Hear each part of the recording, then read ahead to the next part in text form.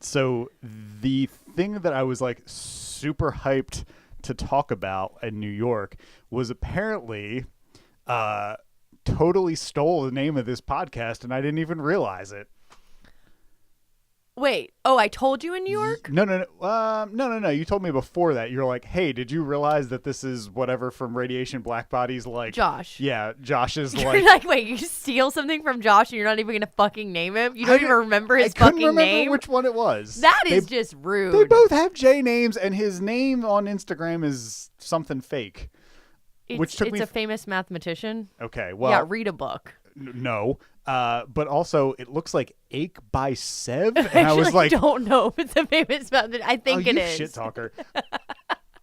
For the longest time, I was like, what is Sev that he's got an Ache by Sev, but it's like Is that what it is? I actually never read it. Is it a Polish name or something? I think it's some, like, he made some sort of, like, post at one point that was like, talking about pissing blood or something like that, and it was like credited to like Alexander Chebyshev or something like that. So yeah, I think it's like Alexander something. Yeah, I can't even find it right now. But anyway, I don't. Yeah, you totally stole it. But I did not on purpose.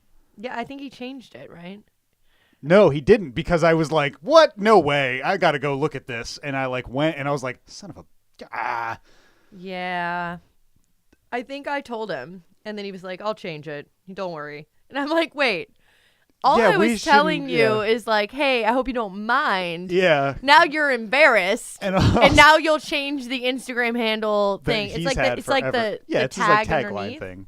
But also, I mean, he's right to be embarrassed by an association to this podcast in any format. Like, even if it's completely unintentional, like anyone who's like mentioned on this should feel bad about themselves. I mean, I guess, but isn't bad press is good press, right? I suppose. Yeah, it's Mr. Shev. Yeah, I don't know. Yeah. No, he did change it. He did change it. I am as blank as a fart. New podcast name. All right, go on the YouTube now. I'll have to see if I can register. I am as blank as a fart. Man, this guy's a fucking genius. He's got a way with words. I know. That's great. Yeah, and I was like, man, I feel bad about that. Like, it's like one of those things where, like, if you like write a song and then like you were like, man, that's a cool riff, and then like 6 months later after you've recorded it, you're listening to some record and you're like, oh shit, that's that riff. Yeah. You know what I mean? You're like, fuck, I didn't mean to steal that. Well, no art is original. Thank you. There's only like 8 notes. Yeah. So everything's a combination of those. So there's a finite number of combinations. Just like there's only so many words. What are there, 7 stories in film? That sounds about right. Something like that? Yeah. And I think I was listening or reading something recently where an artist said, for inspiration, the last thing that they do is look at other artists' things, because no matter what, they will like just find this way into their work. Right. And then they'll totally rip it off on accident. I get it. Yeah. I get it. It's nuts. I know that the pain of being an unwitting plagiarist. Oh my gosh. That's a pretty good name. Unwitting plagiarist. Yeah, I like that.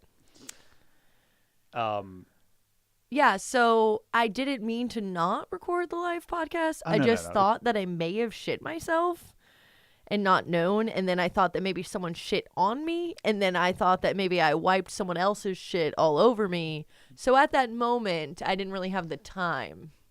You having that story is way better than whatever inane bullshit I would have thought to like talk about. Like, how do you think the show is going tonight, Vanessa?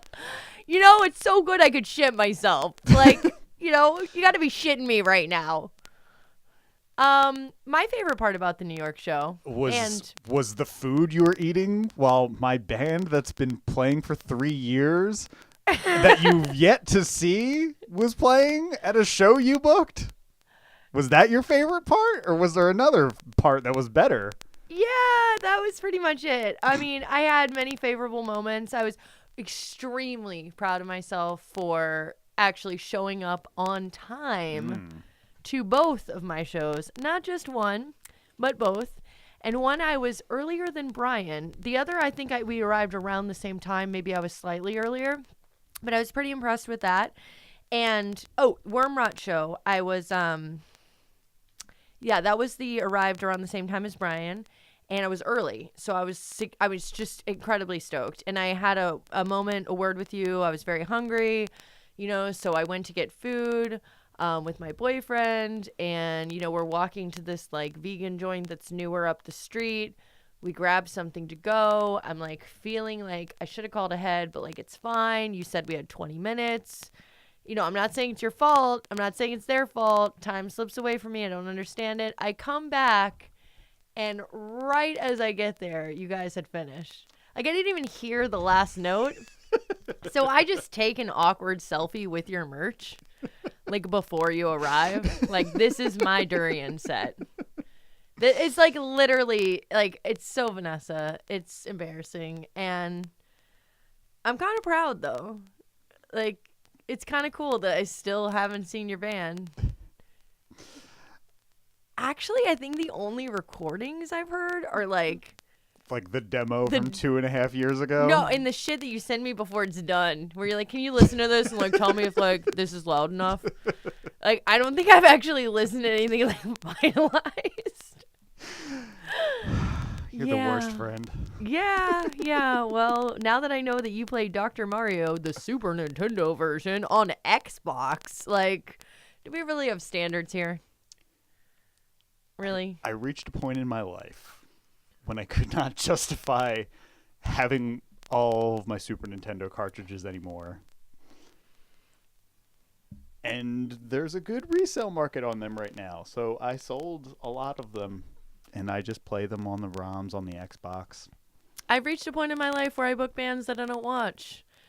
And I laugh when I've never seen my best friend's bands.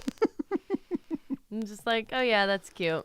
Yeah. Oh, that band. Yeah, they're probably pretty good. I actually never say that you're good. I say that you're a good musician, and I really like Chainsaw. I like Amputee. I like Callous. Well, it's good that you don't say it because you have apparently no basis. You'd be totally fucking making it up. No, that's not true because I have actually heard recordings. They're just not final. I like what I've heard. That does not mean that I think y'all are good because I've actually never really heard you. So, do I need to pester you with hey, check out my Bandcamp link all the time? No, I just forget, but maybe. I don't know. Maybe that would work. I mean, Ben posts enough selfies. I should remember that y'all exist. Right. So just should I just tell Ben? I also watch all of Ben's drum videos. Every time he posts a drum video, for practice or new durian track working on, I will watch the shit out of the entire video and sometimes twice because he's fucking phenomenal. I actually fucking enjoy it. Yeah. This is not me just wasting time. Yeah. I follow way too many people. Right. 1,700 fucking people on Instagram. I can't watch all the fucking videos. Yeah, that's way too many. But I follow every 100 time, and it's too much. Always watch Ben's videos. They're great. They're wonderful, but to actually go to a different website and listen to the recordings you guys spent time on. You're in the studio right now where all but our demo was recorded. Yeah, that's cool.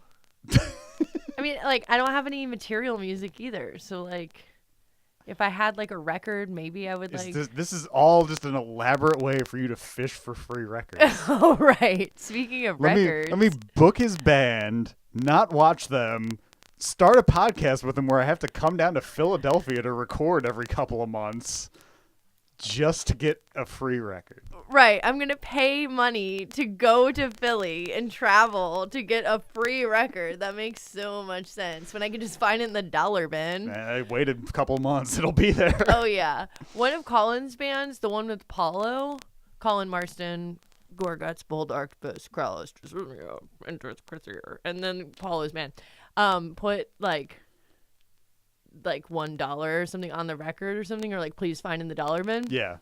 And then they made, I don't know if I've spoke about this before, but they made their record on Bandcamp free or $797 because that was the amount of money it cost to record it. So they're if one person pays this is fine. Paid for. You know, but if people want to download it, go for it. It's like the most punk thing ever. Yeah. It's pretty good. Yeah. I have no qualms about where my records end up. Oh, yeah. Dollar Bin is the best. That's like my first stop because that's the only place you're going to find grind. It's true. I like most record stores.